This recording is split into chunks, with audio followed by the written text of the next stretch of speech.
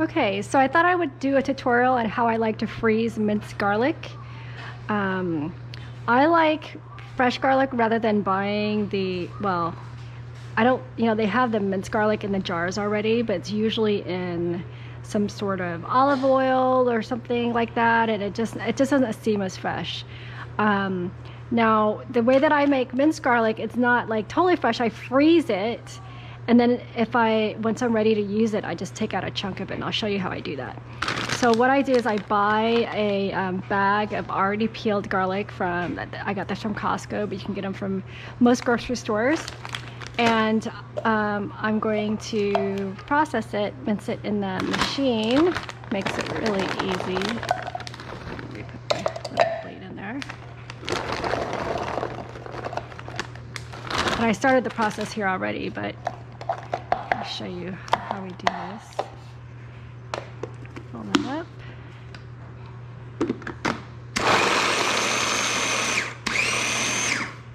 Doesn't take very long. Once I see it's minced enough to my liking. Some people like it a little bit more chunky. Some people like it a little bit more small, minced.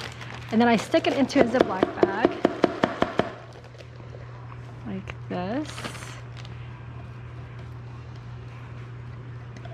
And I do this until my bag is full. Not completely full. I'll show you how full it should be. You don't want it like bulging.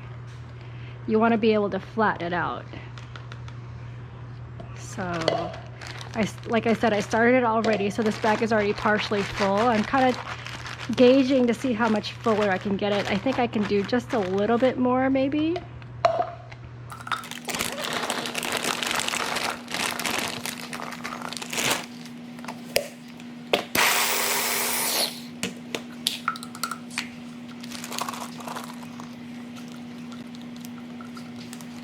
Okay, I think that's probably full enough, and I'll show you why.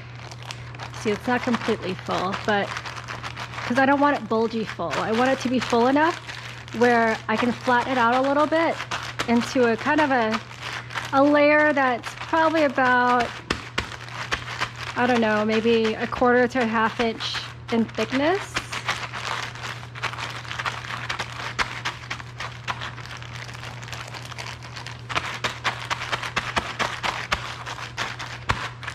Okay, I'm going to vent it just a little bit. Give me some air. Squeeze this air out. It's going to build up some air. And then, I want to try to get it mostly evenly thick everywhere. And then what I'm going to do is take a ruler. Just a plain ruler. Plastic, wood, doesn't matter. And then I'm going to kind of press into it in little sections. And you can section it however you want. I like to section it maybe like, I don't know, what is this? 2 inches? 2-inch squares.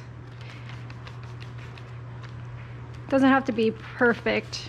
And some of the rows can be a little bit skinnier. Like sometimes you want just a little bit less than your square, let's say.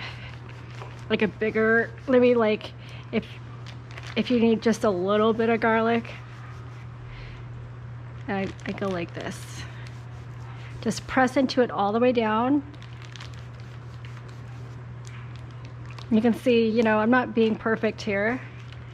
Some of the squares are a little bit smaller, some of them are a little bit bigger. Doesn't really matter to me. Because when I use garlic, I usually eyeball it. People, recipes would be like, oh, you need 3 cloves of garlic. Well, I just eyeball it. And I usually do more garlic than the recipe says anyways. But anyways, once you press it enough where you can see clearly the demarcations of the cubes, the squares, I'm going to go ahead and place this into the freezer flat. I can put it on a pan if I want, or I can just try it. If I can find a flat part of my freezer, I'll just lay it right in there flat. Okay, I just wanted to give you an idea of what it looks like, the finished product. I just took this out of the freezer and it's frozen now. You can kind of like see that it's kind of in little squares already, and you can kind of loosen up those squares so it's easier to get out. when you actually open the bag.